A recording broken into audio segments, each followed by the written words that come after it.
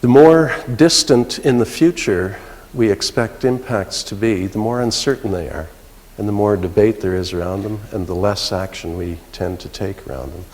So long-term environmental issues tend to be the ones that never get acted on. That's why climate change is such a tough one.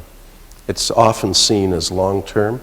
We've now seen graphic evidence, mountain pine being one of them, that glacier being another one, of it truly is real. It seems to be real.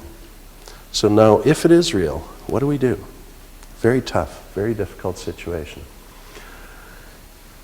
I've given you a couple of other things to think about in that last bullet.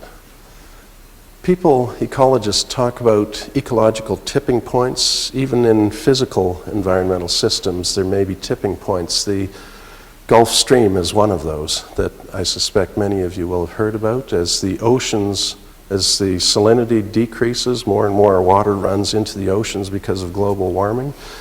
The density of the different layers in the oceans can change.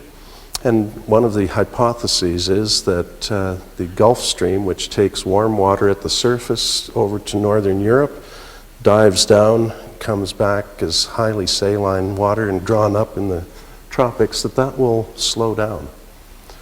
And if it does, that's a tipping point in a physical system, it will have enormous, enormous implications for northern Europe. It will suddenly become very, very cold there. They have single pane glass in Britain. They have plumbing that runs on the outside of buildings in Britain.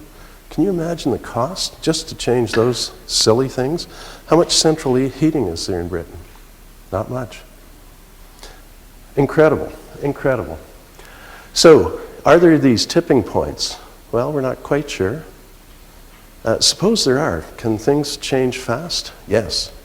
We have historical evidence, or at least geological evidence, that you can get very rapid changes in physical environments.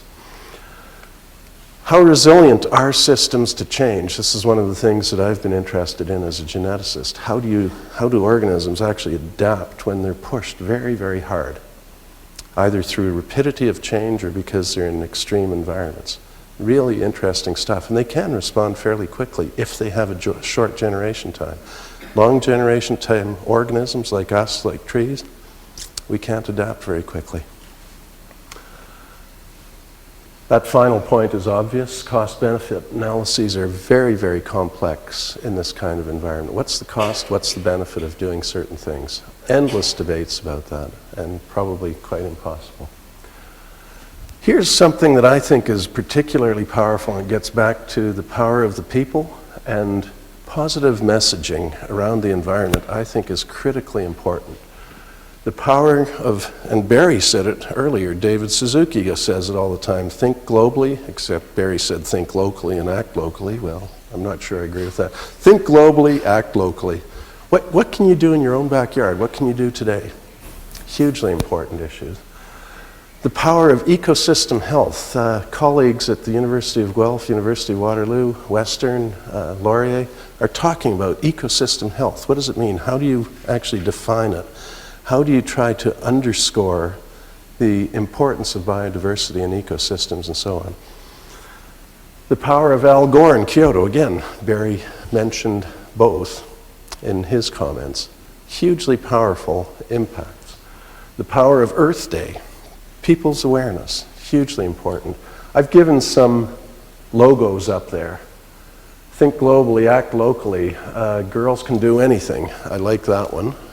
Empowering, including on the environment. There's no place like home, the planet.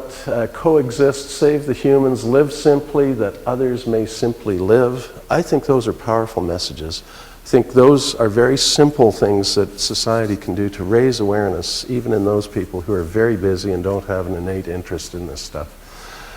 So, I believe that there are many ways that we can begin to approach some of the issues.